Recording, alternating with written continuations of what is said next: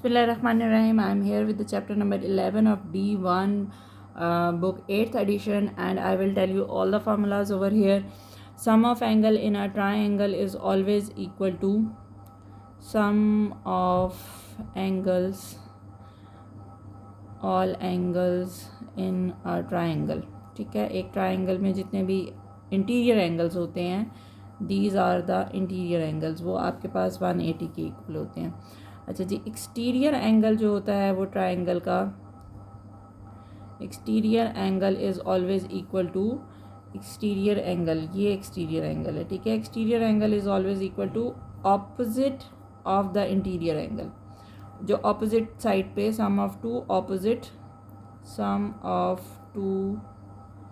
Opposite interior angles. ठीक हो गया. फिर जो आपके पास कोई भी क्वाड्रिलेटर होती है उसका जो सम होता है वो आपके पास 360 होता है. ठीक है, अब आते हैं जी पॉलीगॉन्स पे. पॉलीगॉन्स हमारे पास एन साइडेड शेप होती हैं. एन साइडेड शेप का sum of interior angle of polygon, sum of interior angles of N sided polygons. Polygons के जो इंटीरियर एंगल है उसका फार्मूला होता है n-2 मल्टीप्लाई विद 180. ठीक हो गया. जो इसके एक्सटीरियर एंगल्स होते हैं ना, sum of all exterior angles of N sided polygon आपके पास इज़ ऑलवेज 360. अब बच्चे ये गलती कहाँ पे करते हैं जी, इसको पॉलीगॉन आया, पेंटागॉन आया, उसको 360 के इक्वल करके वहाँ से वैल्यू निकाल रहे. नहीं जी, आप पहले काउंट तो करें कि उसकी साइड्स कितनी हैं. If it is more than 4 तो फिर आपने ये फार्मूला अप्लाई करना है. फार्मूला अप्लाई करने के बाद whatever the value is from here, then you can use that value to find out your missing angles. Okay, exterior angle plus interior angle is always equal to 180. Why? Because polygons हमेशा straight line होती हैं. मैं क्या draw करी, pentagon अगर हम draw करते हैं सारी स्ट्रेट लाइंस हैं. ठीक है, स्ट्रेट लाइन को अगर आप एक्सटेंड करते हैं तो यहाँ पे जो एक्सटीरियर एंगल या इंटीरियर एंगल बन रहा है, सो इनका जो सम आएगा वो 180 के इक्वल आता है. Exterior angle plus interior angle is equal to 180. अच्छा, नंबर ऑफ़ साइड्स अगर आपने फाइंड आउट करनी है किसी भी पॉलीगॉन की, नंबर ऑफ़ साइड जब आप फाइंड आउट करते हैं, so this is always equal to 360 divided by exterior angle. ये आपने याद रखना है. ठीक है, number of side 360 divided by exterior angle. What if the interior angle is given, then by using this formula पहले आप एक्सटीरियर निकालेंगे, फिर आप उसको यहाँ पे यूज़ करेंगे. आप डायरेक्टली इंटीरियर एंगल को यूज़ करते हुए ये वाला फार्मूला नहीं कर सकते. पहले एक्सटीरियर के लिए ये यूज़ होगा.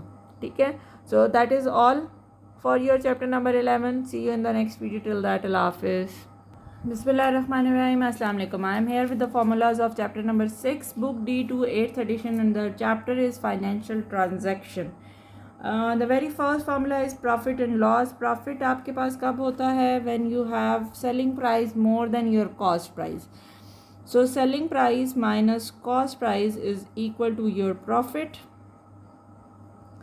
And when your cost price is more than your selling price, so obviously you are having your loss. सो आपको हो जाता है लॉस. अब जब इसको परसेंटेज में चेंज करना है तो आपने क्वेश्चन को रीड करना है कि either they are asking the profit percentage in terms of your selling price और in terms of your cost price.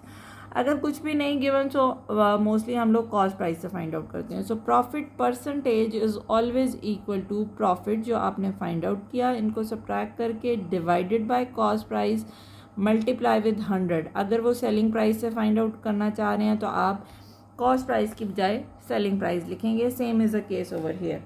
Then you are having your discount. Discount is always, discount हमें कब मिलता है? Discount हमें मिलता है जब आपकी सेलिंग प्राइस जो है वो आपकी मार्क प्राइस से कम होती है. ठीक है, डिस्काउंट आपको मिलेगा जब आपकी मार्क प्राइस ज़्यादा है और आपकी सेलिंग प्राइस कम है. और डिस्काउंट परसेंटेज आप कैसे फाइंड आउट करेंगे? Discount bye mark price is always mark price multiply with 100. ठीक हो गया. ये हमारे पास डिस्काउंट हो गया। फिर हमारे पास आता है जनाब जीएसटी। जीएसटी टैक्स होता है जो हम गवर्नमेंट को पे करते हैं, and GST is always equal to 18%। 18% जो भी आपकी प्राइस होगी उस पर आप 18% फाइंड आउट करेंगे, that is your GST. And then we are having a commission.